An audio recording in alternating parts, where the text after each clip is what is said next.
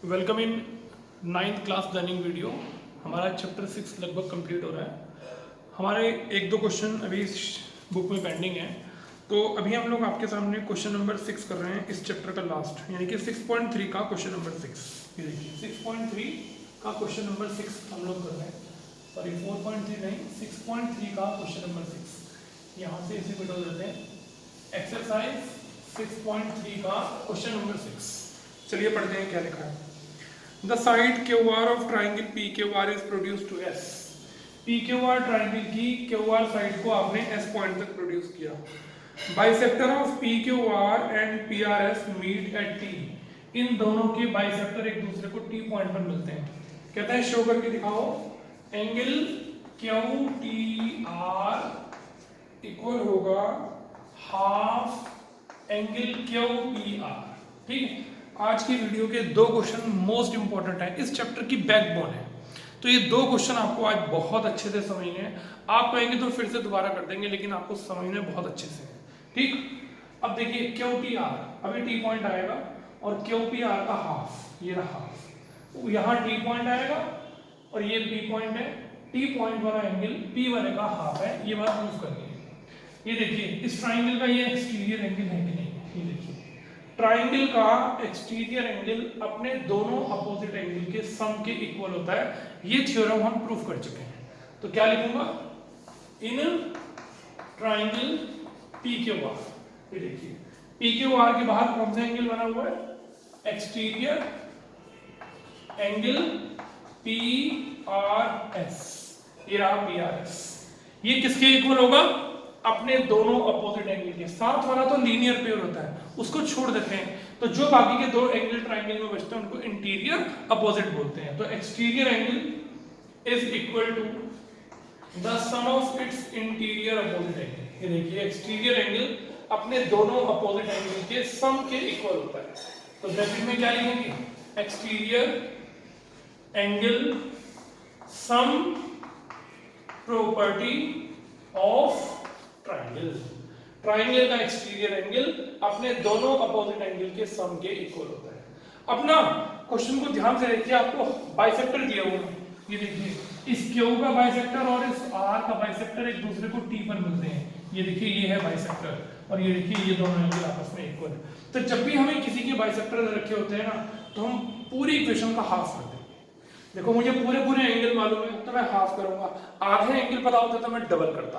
ठीक, तो मुझे बाइसेक्टर दिए हुए हैं तो मैं पूरी इक्वेशन का हाफ करूंगा। ये देखिए, और PRS upon 2 angle P upon 2 angle Q upon 2। जब भी आपको बाइसेक्टर दे रखा हो तो आप पूरी इक्वेशन का हाफ कर दीजिए। ठीक है, अब जरा देखिए PRS का हाफ, जरा फिगर में देखिए PRS, ये रहा PRS, इसका हाफ होगा 1। ये देखिए, ठीक है, क्योंकि ये दोनों एंगल आपस में इक्वल है। ये पूरा कंप्लीट एंगल है PRS और ये बाइसेक्टर है, तो बाइसेक्टर करने से इसका आधा एंगल कौन हो गया, 1। ठीक है, तो इसकी जगह एंगल 1। ये देखिए P का हाफ, P का तो कोई बाइसेक्टर ही नहीं है, ऐसा कैसा लिख दीजिए P अपॉन 2, Q अपॉन 2, ये रहा पूरा एंगल Q और ये बाइसेक्टर है, तो इसके आधे को हमने क्या मान लिया, 2। तो यहां पर आ गया एंगल 2। आपने PRS का आधा 1 क्यों लिखा, एंगल Q का आधा आपने 2 क्यों लिखा, इसका आपको रीजन बताना पड़ेगा। पहले लिखेंगे RT and QT are the angle bisectors. ये देखिए, ये आपकी फर्स्ट इक्वेशन तैयार है। ठीक है, फिर से करते हैं, कोई जल्दी नहीं। आज मुझे इस वीडियो में केवल मोस्ट इंपॉर्टेंट दो क्वेश्चन करने हैं, ध्यान से सुनिए। ट्रायंगल लिया मैंने PQR, बाहर की तरफ एंगल है PRS, इसके दो अपोजिट एंगल है P और Q, दोनों के सम के इक्वल होगा। पूरी इक्वेशन का हाफ कर दिया। देखिए आपने हाफ कर दिया। हाफ करने के बाद अब रिजल्ट लिखा, इसका आधा 1 और इसका आधा 2। ये देखिए इस पूरे एंगल का आधा 1 और इस पूरे एंगल का आधा 2। किस भी हाफ पर आपने 1 2 लिखा, सामने रीजन। अगर रीजन नहीं बताया तो इसको भी कोई सही नहीं मानेगा। ठीक, अब ये कौन सा ट्रायंगल लिया था आपने, PQR। ऐसे आपको अब सेम दूसरा ट्रायंगल लेना है, जिसका नाम बोलो क्या है, PQR। जैसे PQR का एक्सटीरियर एंगल PRS था, जरा देख के बताइए PQR का एक्सटीरियर एंगल कौन है, 1। ये देखो P क्यू आर का एक्सटीरियर एंगल है 1 और 1 के दो अपोजिट एंगल कौन कौन से हैं देखो, एक तो T और एक 2, ठीक है। तो मैं अब ट्राइंगल का नाम बदल रहा हूं, in triangle TQR exterior angle कौन सा 1, फिगर में देखिए इस पहले ट्राइंगल लिया PQR, अब ट्राइंगल लेंगे TQR और दोनों में एक ही प्रॉपर्टी लगानी है एक्सटीरियर एंगल की, एक्सटीरियर एंगल अपने दोनों अपोजिट एंगल के सम के इक्वल होता है। तो बताइए 1 के लिए दो अपोजिट एंगल कौन कौन से हुए, एक T और एक 2, तो क्या लिखूं, angle 2 plus angle T। Same reason, exterior angle सम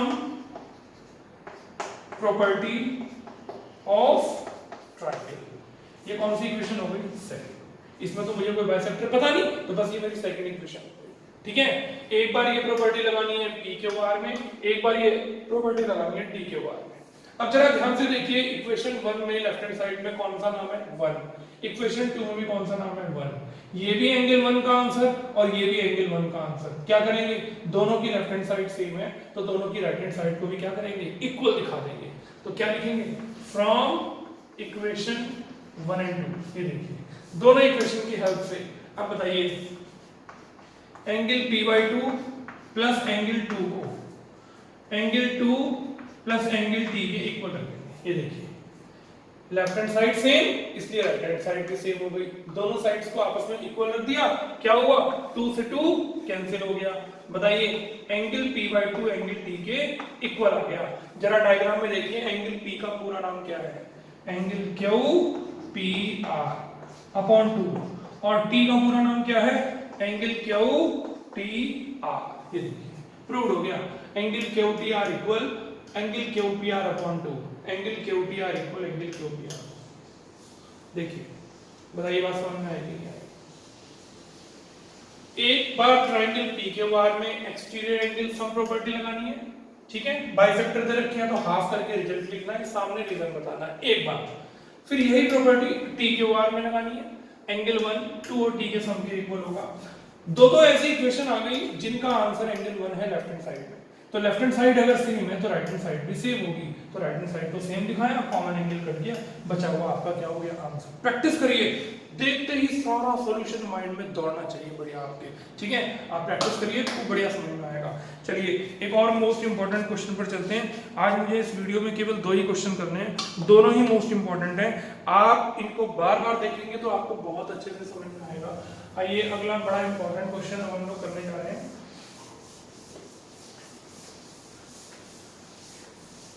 ये देखिए खूब इंपॉर्टेंट क्वेश्चन करने जा रहे हैं, एग्जाम्पल नंबर 8। बुक की तरह नहीं करना, बुक में तो पता नहीं कैसे किया हुआ, हम लोग अपने हिसाब से करेंगे।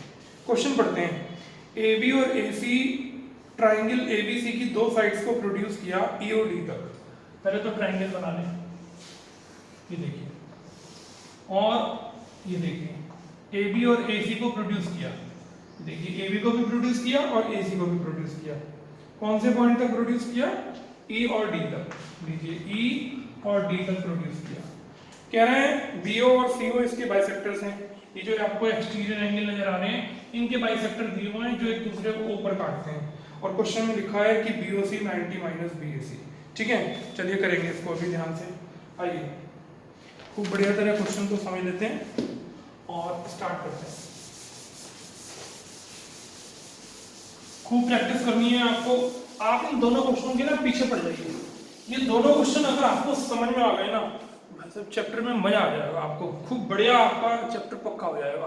क्योंकि जो थोड़े से बड़े और मुश्किल क्वेश्चन होते हैं ना, होते नहीं है, लगते हैं, उनसे सारा चैप्टर बेकार हो जाता है। चलिए फिर से वही प्रॉपर्टी लगाते हैं।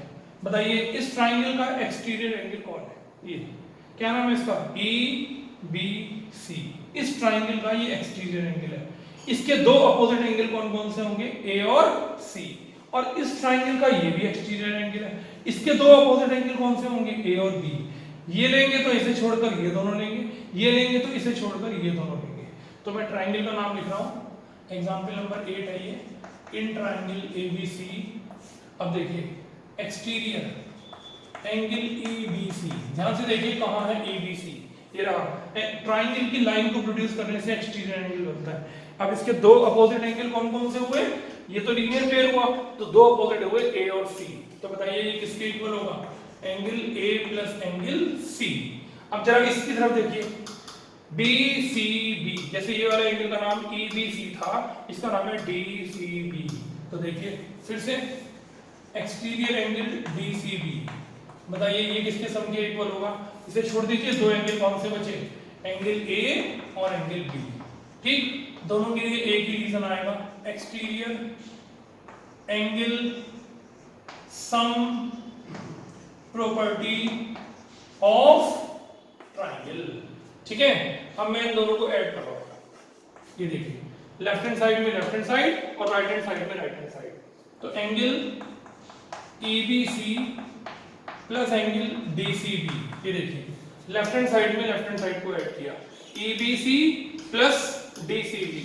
इस साइड देखिए angle A plus angle C plus angle A plus angle B, ये देखिए ध्यान से, लेफ्ट हैंड साइड में लेफ्ट हैंड साइड के नाम ऐड किए, राइट हैंड साइड में राइट हैंड साइड के नाम ऐड किए। खूब अच्छे से समझिए, एक ही प्रॉपर्टी, इसलिए मैं सारे क्वेश्चंस कर रहा हूं बड़े बड़े। देखिए एक्सटीरियर एंगल इन दोनों के सम के, ये इन दोनों के, लेफ्ट में लेफ्ट ऐड कर दिया, राइट में राइट। अब देखिए बच्चे क्या गलती करेंगे, angle EBC plus angle DCB, ये भी है ये भी है, बच्चे क्या करते हैं a प्लस a को 2a लिख देते हैं।